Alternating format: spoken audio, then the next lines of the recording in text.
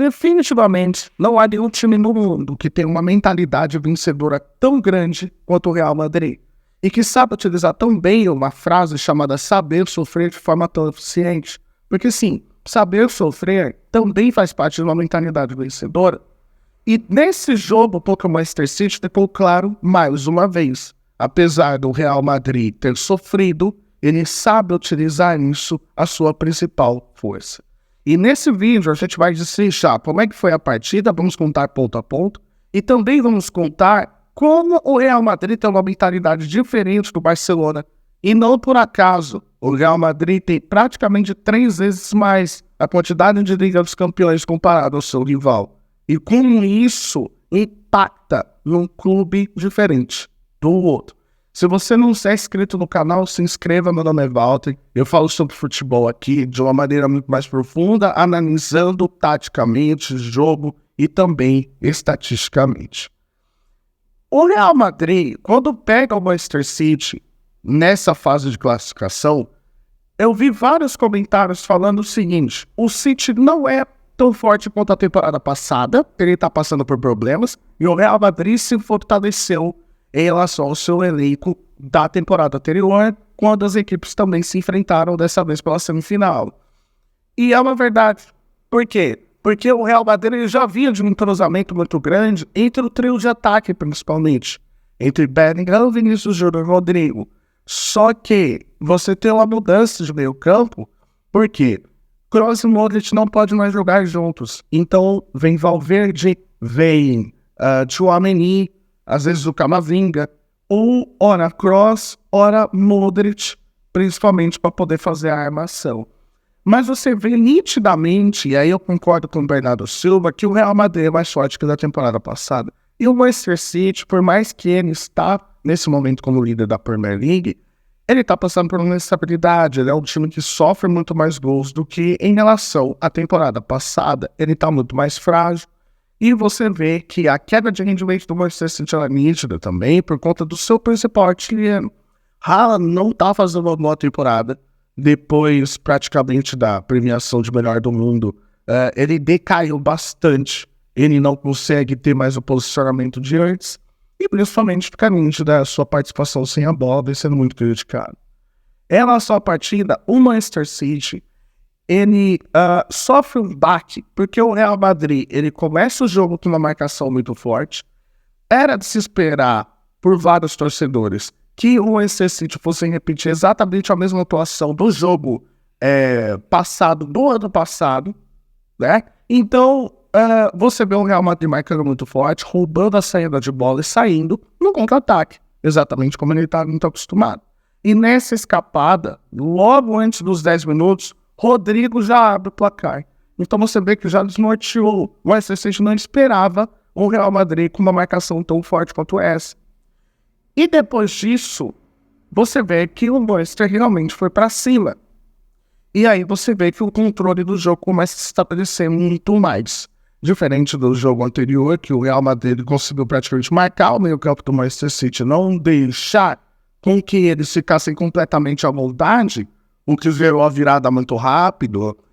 Dessa vez o Manchester City teve muita liberdade. Então você viu o Bernardo Silva fazendo triangulações com o Oder, pensando no jogo, e você viu o Kevin De Bruyne flutuando, tá?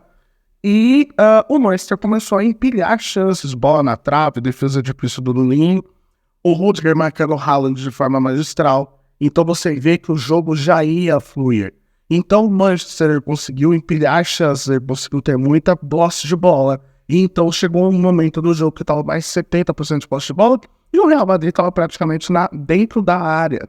Foi quando o Guardiola ele saca Grealish, coloca o Doku, e aí o Manchester começou a ser ainda mais perigoso, porque o Doku, diferente do Grealish, ele consegue ter um controle melhor e ele consegue ter mais velocidade. Grealish tem um papel específico, ele retém a bola para poder atrair marcação e ele vai girando até o outro lado para encontrar alguém livre, diferente do Doku. Ele recebe a bola, ele vai em direção ao gol e ele tenta encontrar o tempo todo. Então, o Manchester City foi começando a empilhar chances até que Doku conseguindo uma jogada e topou para a Kevin De Bruyne empatar o jogo. Dito isso, o Manchester foi ainda mais para cima.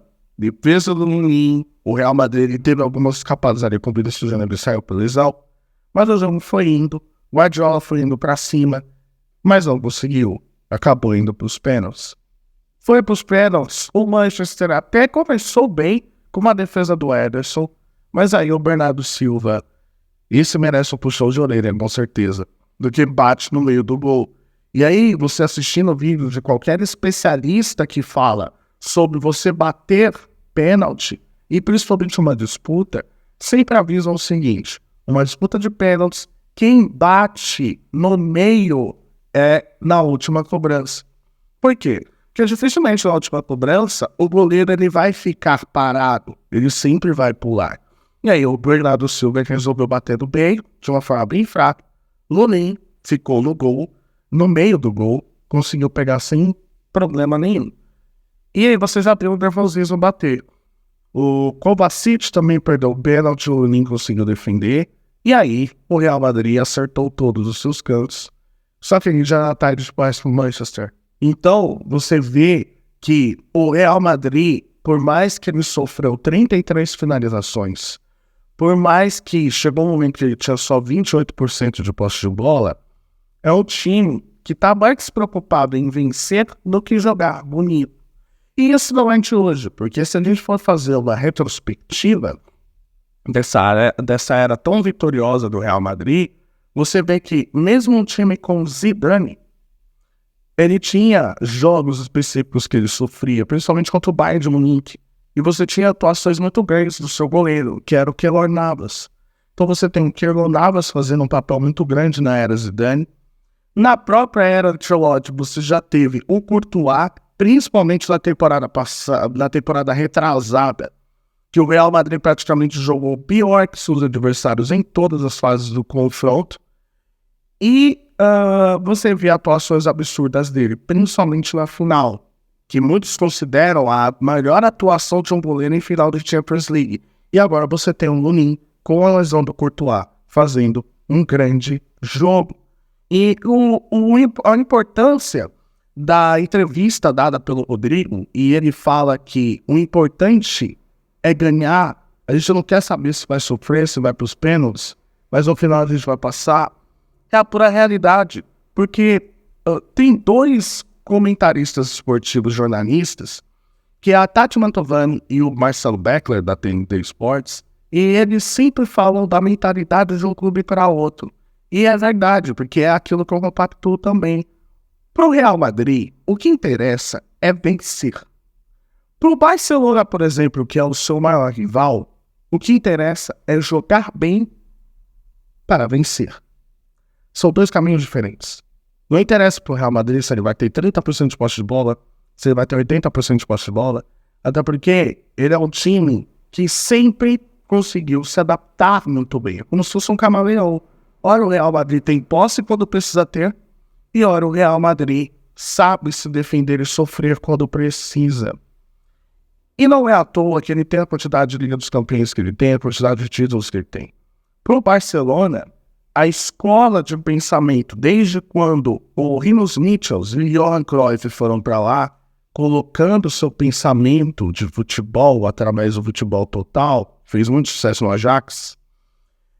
Para o Barcelona, o que interessa é jogar bem. Se o Barcelona terminar o jogo com menos posse que seu adversário, sofrendo a quantidade de finalizações que o Real Madrid sofreu, mesmo ele se classificando, ele será criticado.